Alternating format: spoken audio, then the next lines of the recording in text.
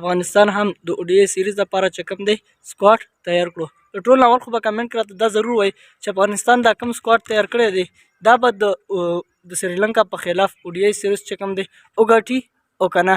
دا کوم سکواډ چې تیار کړی په دې باندې هم خبرې اترې کوو او د افغانستان چې کوم بالینګ دی بیټینګ دی په دې باندې هم خبرې کوو.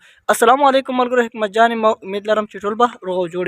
تاسو ته په سیټ کې د تصویرونه ښکاري جی دا د افغانستان سکواډ دی چې کوم سکواډ د ODI سیریز لپاره تیار کړی دی جی. دا سکواډ به د سریلانکا په خلاف ODI سیریز کې چې کوم دی لوبېږي. څنګه چې تاسو ته پته نن سبا افغانستان ټیم چې کوم دی ډېر تیز روان دی، لکه څه چې مخکې د پاکستان نه هم سیریز چې کوم دی ګټلی او په خپل نوم یې کړی.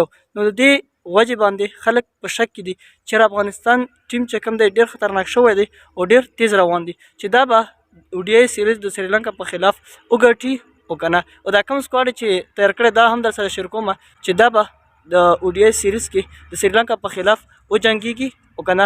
اول خو ګوربز دی پکې چې ډېر ښه بیټسمن دی، بیا پکې عصمت الله دی پکې، ابراهیم زدران دی پکې، ریاض حسن دی پکې، رحمت شاه دی پکې، نجیب الله زدران دی پکې، محمد نبی دی کیپټن هم دی، بیا اکرم علي خیل دی او راشد خان دی چې ډېر ښه سوینر دی، بیا احمد عمرزی دی پکې، بیا نور احمد دی پکې، مجیب الله دی پکې، فرید احمد دی پکې او عبدالرحمن دی جی. کوم نومونه ور سره شیر کړل جی دا د افغانستان چې کوم سکواډ ODI سیریز لپاره تیار کړی دی دا هغه سکواډ دی.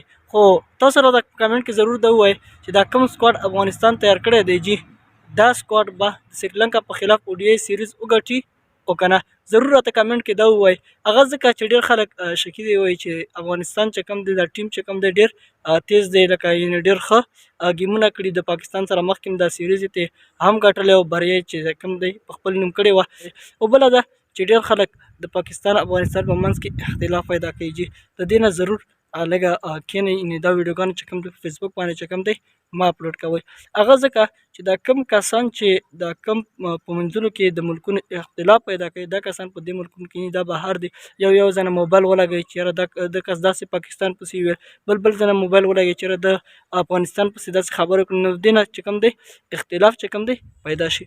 نو پلیز دې کسانو ته به زه دا ریکویسټ وکړم چې بل څه کنټینټ راوړئ په فیسبوک باندې، بل څه ویډیو جوړوئ خو د دې نه تېر شي، اختلاف چې کوم دی مه پیدا کوئ.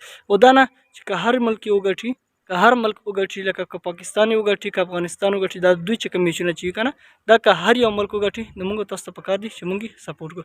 ډېره مننه چې هر چېرته هم الله خوشحاله آباد لره. نوره کې مال اجازت